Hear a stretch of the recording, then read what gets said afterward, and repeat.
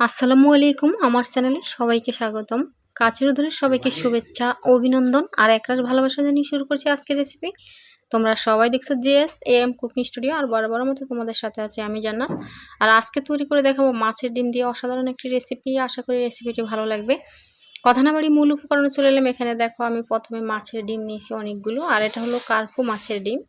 সাধারণত কার্পু মাছে বেশি ডিম হয়, যে কোনো মাছের ডিম নিলে হবে। তো আমি কার্পু মাছের ডিমটা নিচ্ছি, আর এখানে দিয়ে দিচ্ছি টমেটো কুচি, দিয়ে দিচ্ছি পেঁয়াজ কুচি।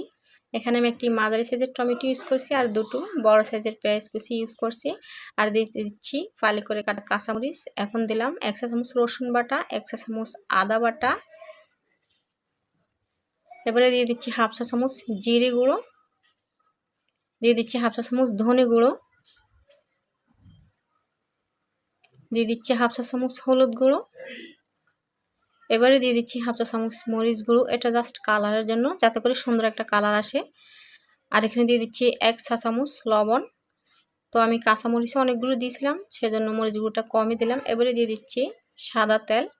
তো সাদা তেলটা আমি 2 টেবিল চামচ মতো দিলাম। এবার আমি সম্পূর্ণ কাঁচা উপকরণটা হাত দিয়ে ভালোভাবে মেখে নেব।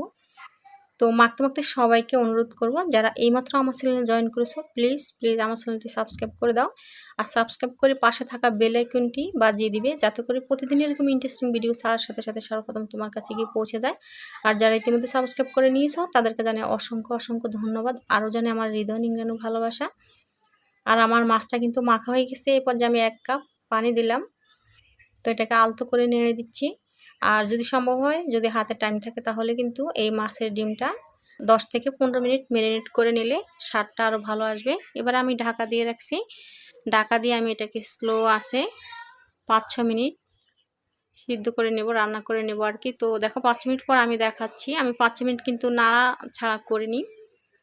তো এবারে ডিমটা আমার জমে গেছে। এবার আমি ডিমটা আলতো করে খুন্তির সাহায্যে উল্টিয়ে দিচ্ছি। তো এভাবে করে যদি মাছের ডিমটা রান্না করো, তাহলে ডিমটা ভাঙবে না, ভাঙার চান্স খুবই কম থাকে, আর স্বাদটাও দ্বিগুণ হয়ে যায়।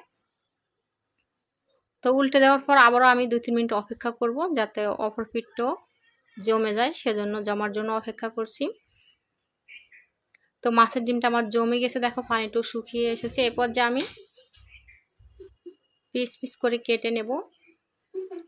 তো এভাবে করে ছোট বড় পিস করে কেটে নিচ্ছি। কেটে নেওয়ার পরে এবার আমি পর্যাপ্ত পরিমাণে ঝোল দেব। আর মাছের পরিমাণে কিন্তু ঝোলের পরিমাণটা বেশি লাগে, মাছের ডিমে কিন্তু অনেকটা ঝোল টানে। আর সাধারণত আমরা যদি মাছের ডিমটা তেলে ভাজতে চাই, এতে করে কিন্তু মাছের ডিমটা এভাবে জমে না, আর কিন্তু মাছের ডিমটা ছিটকে এসে গায়ে পড়ে। তো ঝোল দেওয়ার পরে এবার আমি দিয়ে দিচ্ছি 1/2 চা চামচ গরম মশলা, শাহি গরম মশলা।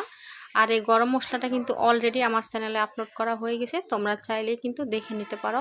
আর গরম মশলা দিলে যে কোনো তরকারির স্বাদে কিন্তু দ্বিগুণ হয়ে যায়। আবারও ঢাকা দিয়ে রাখছি। আমি ঢাকা দিয়ে এটাকে আরও 8 থেকে 10 মিনিট রান্না করে নিব স্লো আছে। তো আমি মাছের ডিমটা স্লো আছে রান্না করে নিয়েছিলাম, আর এটা পরিবেশন করা দেখায়নি, সম্পূর্ণ উপকরণে কিন্তু তখন দিয়ে দিয়েছিলাম। এবার আমি পরিবেশন করে নিয়েছি, দেখিয়ে দিচ্ছি তোমাদের। দেখো ডিমটা কিন্তু কতটা লোভনীয় লাগছে, আর কত সুন্দর কালার এসেছে মাশাআল্লাহ। ডিমটা কিন্তু খুব একটা ভাঙেনি, জমাট বেঁধে গেছে এভাবে পিস পিস করে। ডিমটা এবার সবাই খাওয়ার জন্য উপযোগী হয়েছে। তো আমি আশা করব তোমরা বাসায় একবার হলেও ট্রাই করবে। তো বন্ধুরা, তৈরি হয়ে গেল আমার মাছের ডিমের অসাধারণ একটি রেসিপি। ভালো লাগলে একটি লাইক করে দিও প্লিজ। আর প্রতিদিন এরকম ইন্টারেস্টিং ভিডিও পাওয়ার জন্য চ্যানেলটি সাবস্ক্রাইব করে পাশে থেকো। সবাই ভালো থেকো। আল্লাহ হাফেজ।